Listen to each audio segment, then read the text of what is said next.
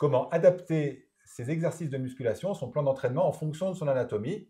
C'est ce que Rudy, et il n'est pas le seul, appelle la morpho-anatomie. Bon alors, c'est quoi cette affaire? En fait, je pense que tout le monde s'en rend compte. On est tous très semblables, mais aussi très différents. Dans le sens où, quand, là, Olivier et moi-même, on se ressemble un peu d'un point de vue morphologique. On a des très longs bras, des très longs avant-bras, des très très longues jambes et très longs fémurs. Mais si vous regardez en salle de musculation, vous allez vous apercevoir que quand vous faites un exercice, parfois, ça peut vous sembler difficile et pour quelqu'un d'autre, très facile. On peut prendre l'exemple du squat. Il y a des gens, quand ils font un squat, ils sont très rectilignes. On se dit, putain, ils ont l'air d'être nés pour faire du squat. Mm. Et d'autres, comme moi et peut-être comme toi, où quand on fait un squat, Ouais, on, c'est se une, on c'est se une dit, galère. on est vachement penché en avant, on est obligé d'écarter un peu les pieds. On n'est jamais bien. On sent que c'est pas très naturel.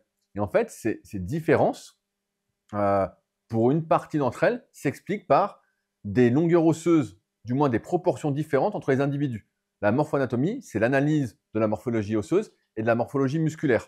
À ça, moi j'aime bien rajouter les préférences musculaires, c'est-à-dire comment son corps s'organise pour faire un mouvement. Alors dans l'ordre, les longueurs osseuses, elles sont assez simples à comprendre. C'est longueur de bras, notamment le ratio avant-bras humérus.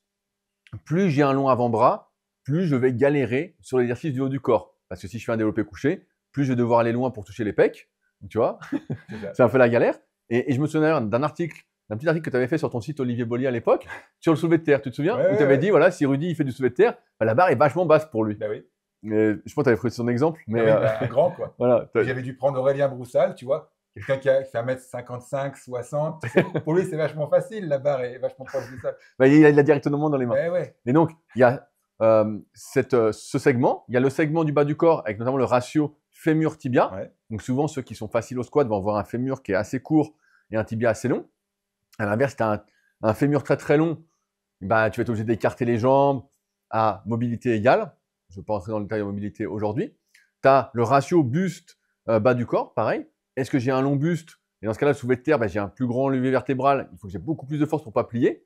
Donc, je serais peut-être obligé de faire du dos rond quand ça devient lourd, Eh ouais. le fameux débat. Ou à l'inverse, si j'ai un buste court, bah, c'est beaucoup plus simple.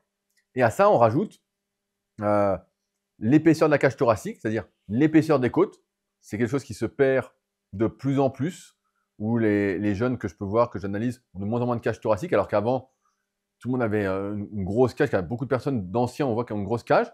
La longueur de clavicule, qui va déterminer, bah, déjà de base, c'était fait pour être large ou assez étroit. Et tu as moi, je l'appelle les particularités anatomiques, c'est-à-dire, est-ce que tu as un valgus, un récurvatum, Ouais. un varum, un valgum, comment sont tes pieds, comment est ta posture aussi. Aujourd'hui, je vois beaucoup de personnes qui ont une posture, même si ça peut être un débat, catastrophique, avec la bosse du bison, une hypersyphose et une hyperchondrie avec le ventre en avant. Donc, on a beau dire qu'une bonne posture n'existe pas, il n'empêche que si tu es un peu bloqué dans une posture hyper accentuée, non physiologique, on va dire, bah, ça n'aide pas à se développer.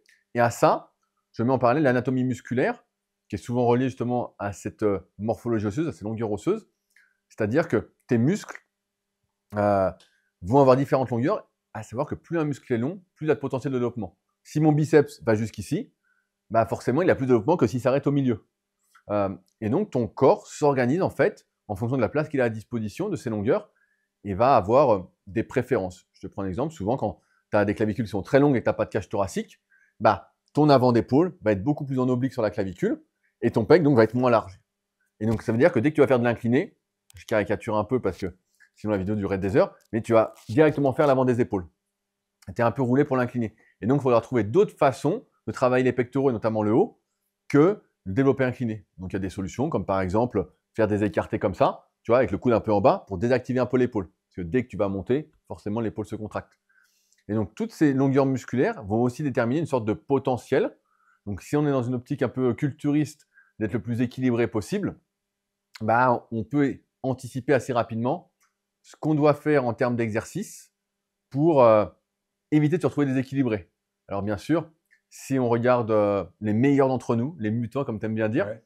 c'est des gars souvent qui sont moyens de partout. Tu vois, si on regarde des crossfitters par exemple à haut niveau, ils n'ont pas des super longs bras, ils ont un buste assez équilibré avec le bas, leurs muscles, tout est un peu moyen. Tu vois, ils n'ont pas vraiment de muscles courts, mais pas vraiment de muscles longs, et tout se goupille bien. Un peu comme aussi Chris Bumstead, qui a presque tout de long en classique physique, je crois qu'il est en classique physique à Olympia. qui va passer là au moment où on fait cette vidéo, ce week-end.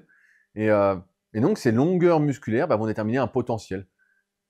Il y a une relation qui existe entre les muscles agonistes, c'est-à-dire qu'ils participent au même mouvement. C'est rare d'avoir les 3 muscles. Donc, par exemple, si tu as l'avant d'épaule qui est ici, tu as moins de pec et par contre, tu as du triceps. Par contre, si tu as pec, souvent, tu n'as pas épaule et tu as triceps. Ou alors, des fois, tu as l'exception, donc moi, c'est mon cas, je suis pec, épaule et j'ai pas triceps. Alors, ça ne veut pas dire que ça ne peut pas se développer, mais ça veut dire que le potentiel est beaucoup plus compliqué à développer parce que le muscle occupe une plus petite portion. Ensuite, par rapport à ces longueurs osseuses et donc musculaires, en mettant la personne en mouvement, on arrive à voir comment celle-ci fait ses mouvements, quels sont ses muscles moteurs. Tu sais, on dit par exemple quand tu fais un soulevé de terre, roumain ou jambes semi-tendues, on dit c'est les ischios, c'est ischio, fessier, lombaire. Mais en fait, comme on l'a vu hier en cours, en fait, il y en a qui vont se pencher en avant, on voit que quand ils remontent, c'est que fessier. Tu vois, on voit ils remontent au fessier. Et d'autres, le fessier, le cul reste mou et c'est tout en ischio. Pareil, quand tu fais un développé, tu peux voir, tu fais le mouvement, et t'en as, j'en ai vu un il y a 2 semaines en coaching premium à Annecy, il avait l'épaule ici, mec, dès qu'il fait ça, l'épaule s'étire. Là, les pecs, c'est compliqué. Une des seules solutions que j'ai pu trouver, c'est que le mec, il faut qu'il fasse du coucher haltère, prise neutre, tu vois, en fait, pour vraiment réduire l'incidence de l'épaule. Parce que comme c'est une compétition de recrutement entre les différents muscles qui participent, et qu'il y a souvent 1 ou 2 gagnants sur l'intégralité des muscles qui participent, ton but, quand tu fais de la muscu pour te développer, ou même quand tu veux renforcer un muscle, c'est que ce soit le bon muscle qui fasse le boulot. Donc, grâce à l'analyse morpho-anatomique, tu arrives à voir comment la personne s'organise, comment adapter l'entraînement en amont ou maintenant si elle veut corriger ses points faibles, tout en sachant que plus la personne a un niveau évolué, plus les adaptations ne vont pas avoir d'impact. Tu vois, plus ça va être limité parce que c'est comme si, j'aime bien la théorie que disait Jean Texier à l'époque, c'est comme si tu avais un nombre de divisions cellulaires programmées et quand il était arrivé, en fait, tu étais au max de ce que tu pouvais développer en termes de muscles. Et donc, c'est en ce sens que moi, j'utilise beaucoup l'analyse morpho pour faire les programmes des gens, que j'en fais beaucoup à distance, beaucoup en vrai, que j'essaie de transmettre ça aux élèves pour faire des programmes vraiment personnalisés parce que tu sais, aujourd'hui, un programme personnalisé pour beaucoup d'escrocs du web, comme j'appelle ça, en fait, c'est voilà, je peux m'entraîner 3 fois 1 heure par semaine, j'ai ça comme matos, voici mes douleurs et puis voici le programme. Or là, ça te permet de faire un programme vraiment plus personnalisé par rapport aux objectifs, en vraiment disant, toi, l'incliné, par exemple, c'est mort. Le squat, à mon avis, c'est une mauvaise idée de le faire en dehors d'un exercice de mobilité. Ou toi, par exemple, pour les épaules, tu as des trapèzes vraiment longs. On voit que dès que tu lèves le bras, c'est trapèze. Il faut qu'on trouve un truc pour plus travailler l'épaule. Parce que le gars, il va pas comprendre. Sinon, il va dire, mais je comprends pas, je fais les épaules et puis je prends pas d'épaule. Ouais, tu fais tout avec le trapèze, donc forcément. Et donc, à chaque fois, il y a des petites solutions, des petits détails qui font la différence. On dit que le diable est dans les détails. Ouais, et c'est exactement ça. Et c'est pour ça que j'adore analyser les gens parce que je vois vraiment des morpho-anatomies très différentes en fonction des individus. Bien sûr, il y a des catégories qui ressortent dans mes différents bouquins et notamment dans le tome 1 et tome 2 de la méthode Superphysique. J'ai vraiment catégorisé les 3 principaux qui sont le dinosaure. Donc en gros, c'est l'haltérophile. Souvent, c'est un haltérophile. Il est très court, c'est un T-Rex. Fémur court, buste long, bras court. Et il se penche jamais en avant. Donc même le fait d'avoir un buste long n'est pas un inconvénient. Tu as la sauterelle. Donc souvent, c'est toi, c'est moi. C'est des gars qui sont plus faits pour courir. Voilà, tu peux te mettre à courir, mais tu ne veux pas courir. Mais bref, on voit que c'est le morphotype un peu africain, tu vois. Ils ont, et ce que j'ai pas dit, c'est que souvent quand tu as des segments qui sont longs, tu as les muscles courts avec. Tu vois, on pourrait dire plus tu es court, plus les muscles sont courts, mais pas du tout en proportion. C'est plus tu as des longs segments, plus ils sont courts. C'est pour ça que les Kenyans qui ont des longues jambes, ou les Africains que tu vois courir, souvent ils ont le mollet qui est tout en haut, et ils n'ont que du tendon pour rebondir, comme les sprinteurs d'ailleurs. Hein. Il faut du tendon pour rebondir. Et donc les sauterelles, donc là pour la muscu, c'est un peu la galère parce que tu es tout le temps hyper étiré. Et quand tu es hyper étiré, c'est la fameuse loi de la relation tension-longueur. Tu as peu de myofilaments qui peuvent s'agripper entre eux. Donc tu es vraiment dans une position où tu n'as pas de force. Donc tu dois vraiment adapter les amplitudes. Et si tu veux faire un développé couché, ça n'a pas de sens de forcer en allant vraiment derrière pour les sauterelles. Tu as l'entre-deux qui est le gorille, qui est souvent un peu le crossfitter haut niveau. Qui lui, sur tout le bas du corps, il excelle. Il a les fémurs courts, il a le buste long, il a les bras longs. Donc, squat, soulevé de terre, tout ça, tous les patterns comme ça marche.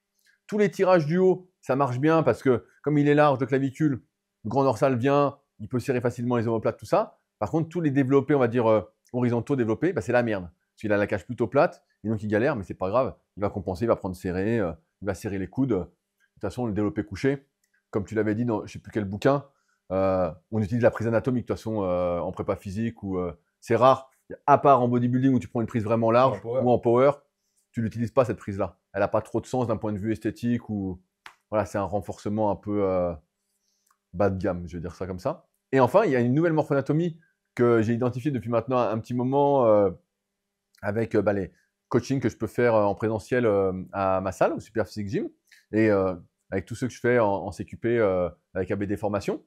C'est le pingouin. Et là, le pingouin, c'est vraiment celui qui est vraiment pas fait pour la muscu. Il cumule tous les inconvénients, en fait. Donc, il a un buste long, donc on pourrait s'attendre à ce qu'il ait des fémurs courts et le tibia long. Et en fait, il a un fémur hyper long comparativement au tibia. Donc, ça veut dire que là, quand il fait un squat, il a les inconvénients de seconde longue jambe. Ensuite, comme il a un buste long, le soulevé de terre, c'est un peu la galère. Il a des très longs bras, notamment l'avant-bras, donc il est archi étiré. Ensuite, il est hyper étroit de clavicule, donc il est un peu comme ça. Puis tu dis, normalement, quand tu es un peu étroit, tu es fait pour être épais. Et puis, en fait, il n'a pas de cage non plus. Oh là là. Et là, tu te dis, bon. Pauvre pingouin. Pauvre pingouin. C'est pour ça que j'ai dit ça, le pingouin, je trouve ça pas mal. Parce qu'il est vraiment fourré, quoi. Le pingouin est fourré. Et là, c'est que des adaptations à faire parce que, en fait, ces adaptations, elles ne sont pas uniquement dans un but esthétique, elles sont également dans un but de prévention des blessures. Parce qu'encore une fois, quand tu te retrouves très étiré et tu essayes de forcer, c'est pas physiologique.